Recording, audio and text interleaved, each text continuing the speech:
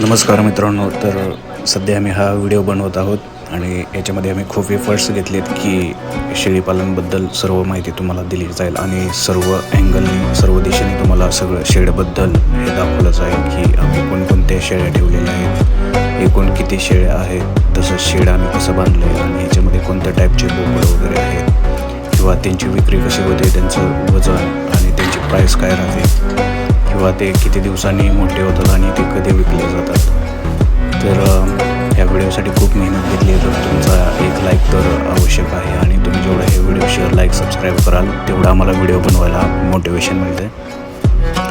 आणि ह्याच्या व्हिडिओ व्यतिरिक्त आम्ही खूप सारे व्हिडिओ बनवलेले आहेत आणि ह्या चॅनलवर आम्ही नेहमी लाईव्ह व्हिडिओ अपडेट देत असतो की शेडमध्ये कोणकोणते कामं होत आहेत. तसेच सर्व प्रकारचे व्हिडिओ बनवतात की कोणत्या टाईपचं गवत, चारा, पाणी नियोजन कसं केलं जाते, त्याच्यानंतर शेळ्यांचे आरोग्य कसं घेतलं जाते, आरोग्य कसं सांभाळलं जाते आणि कमी खर्चात शासकीय डॉक्टरकडून यांचं व्यवस्था कशी केली जाते, तसेच वेगवेगळ्या अनुदानच्या स्कीमा कशा घेतल्या जातात आणि कोणत्या सीझनला कोणत्या वेळी शेळ्यांना काय काय करता येतं.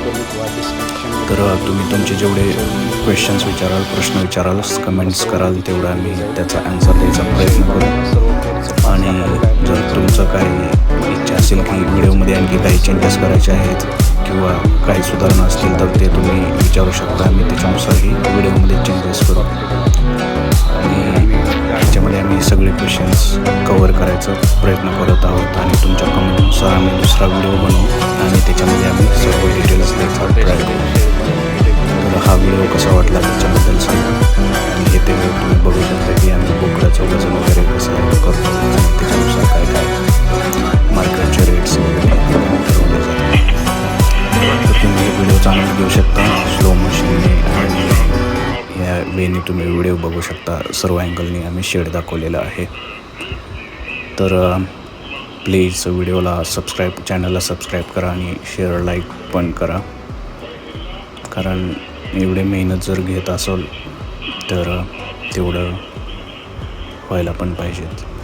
तर इथून पुढे एक नेक्स्ट व्हिडिओ येईल याच्याचमध्ये की त्याच्यामध्ये आम्ही सांगितलेलं आहे.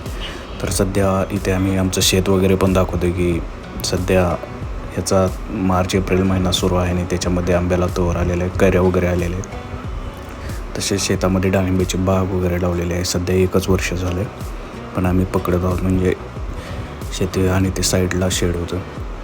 तर शेळीपालनबरोबर डाळिंबाच्या शेतीचाही चांगलाच फायदा होतो. तर तुमच्याकडे तुम्ही जोडधंदा म्हणून काय करता, तर सध्या सुगीचे दिवस आहेत, वैरण वगैरे पण काढलेली आहे. तर असा आहे शेताचा व्ह्यू. डाळिंबला थोड्या दिवसात कळी वगैरे लागू शकते.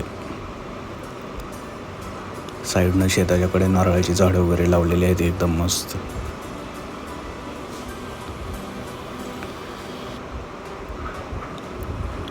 आणि हे तुम्ही शेत वगैरे बघून घ्या.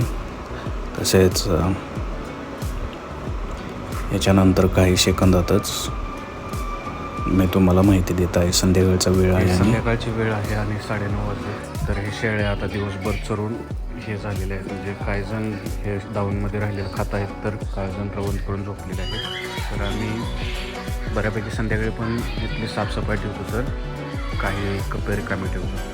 तर ह्याच्यामध्ये जर प्रॉफिट जर म्हटलं तर खूप प्रॉफिट आहे. ह्याच्यामध्ये तुमचा 10 ते 20% खर्च होईल. बाकीच्या प्रॉफिटमध्ये जर तुमचं व्यवस्थित शेत असेल, शेतामध्ये तुमची मका असेल, गिनीगोल असेल, मेथी घास असेल आणि मका पण होत असेल तर आम्ही तुम्हाला सांगतो की शेळ्यांना रोज सकाळी मका टाकावी लागते. त्याच्यानंतर गहू थोडेसे, त्याच्यानंतर पेंड वगैरे पण आणि नंतर 10 वाजता त्यांना परत मेथी घास, चारा वगैरे, मकवानाची कुट्टी वगैरे इथे टाकली जाते. त्याच्यानंतर 1-2 वाजता रोज शेतातलं गवत आणून त्यांना टाकलं जातं. त्याच्यानंतर 4-5 वाजता एकदा वैरण आणि संध्याकाळी एकदा थोडंसं. आणि ह्याच्यामध्ये यांना मंथली डोस असतात. औषधाचे डॉक्टरकडून औषधाचे हे ते टेस्ट वगैरे दिली जाते. तर ह्या सर्व मी खर्चाच्या गोष्टी सांगत आहे. किंवा कधी काय होतं की आता तुम्हाला हे दाखवतो. आजच एक शेळी वेलेली आहे. तर तिला 2 पाठरे झाले. त्याच्यातलं एकच पाठरू जिवंत राहिलं आणि एक पाठरू हे झालं म्हणजे काय म्हणतात गाभरलेलं आहे. तर इथे पण तुम्हाला कधी लॉस कन्सिडर करावं लागतात, पण हे क्वचितच एखादं उदाहरण होतं.